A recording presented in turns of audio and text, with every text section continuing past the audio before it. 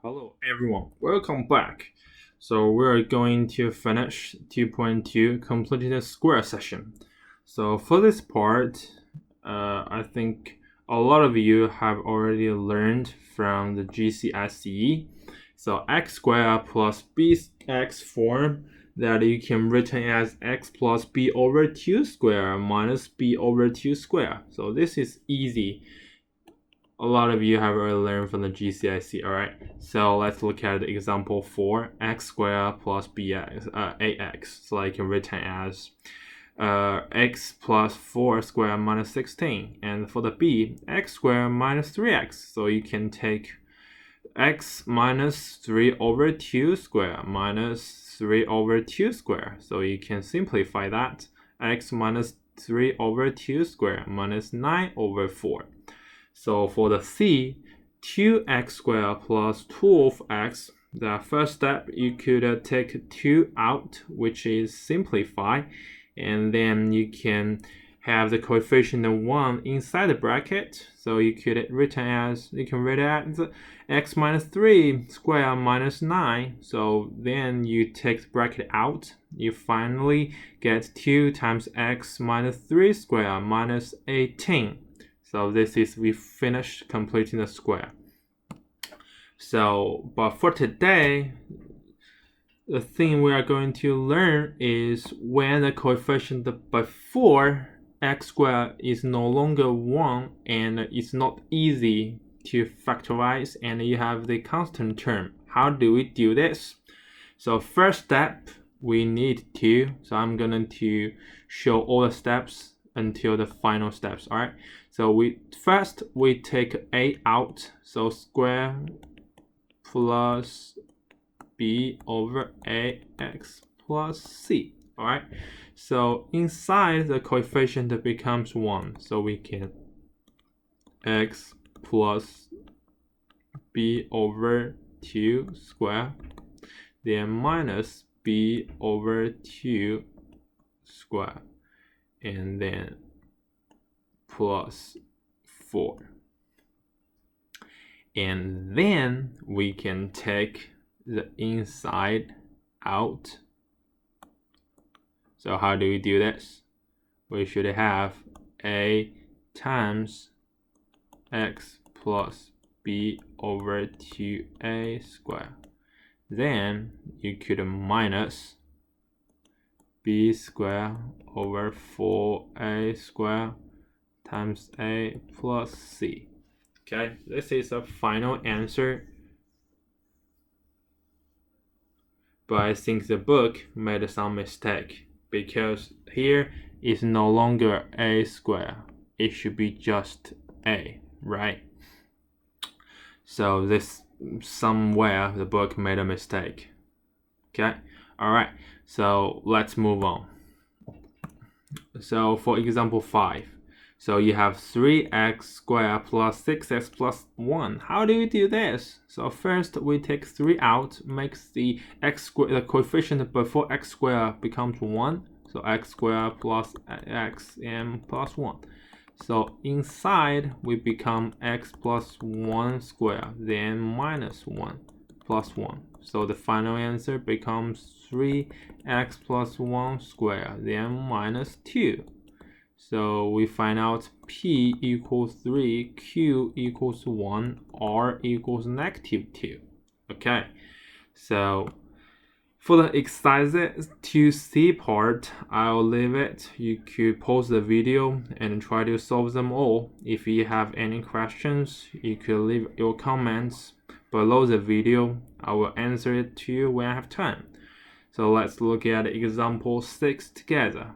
So you need to solve the equation by completing the square. Alright, so first of all, we complete the square. So it becomes x plus 4 square, then minus 16 plus 10, then equals x plus 4 square minus 6 equals 0.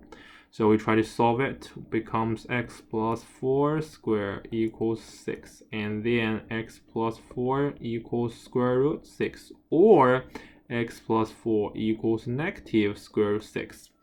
then x equals square root 6 minus 4, or x equals negative square root 4 minus 4. This is two answers for this quadratic equation. Alright, so let's move to example 7.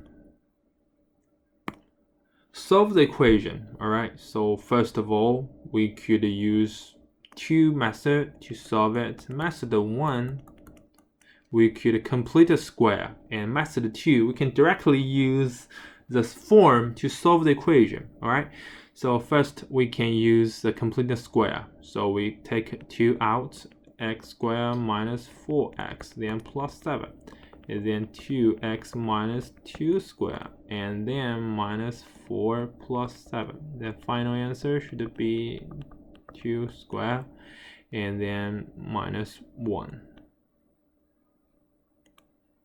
Alright.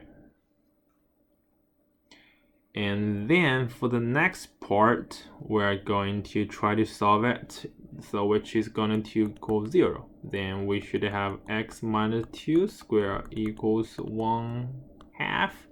And then we could solve it, x equals, so x minus 2 equals positive square root 1/2, or x minus 2 negative 1/2 square root.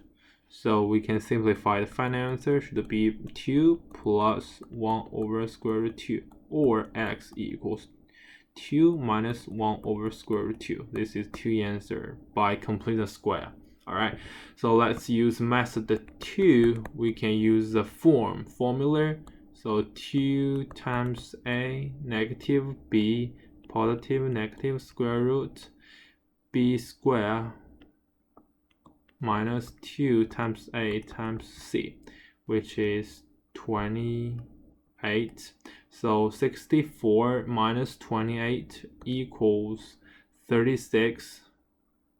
64, 28, 66.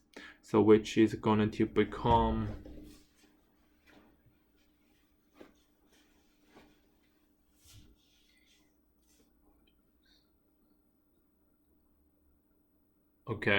I made a series, so this should be 4. So and then it should become square root 8, and then 8 plus minus 2 square root 2/4. Final answer should be 2 positive and then 1, which is the same as this, because this is, you make the denominator a rational number. Alright, so I finished the example 7. So we have exercise 2D. I'll leave it to you. You could try to solve it by yourself. If you have any comments, or you have any questions, problems, you can leave your comments below the video. I'll go to answer if I have time. So next tutorial, we are going to discuss about 2.3 functions.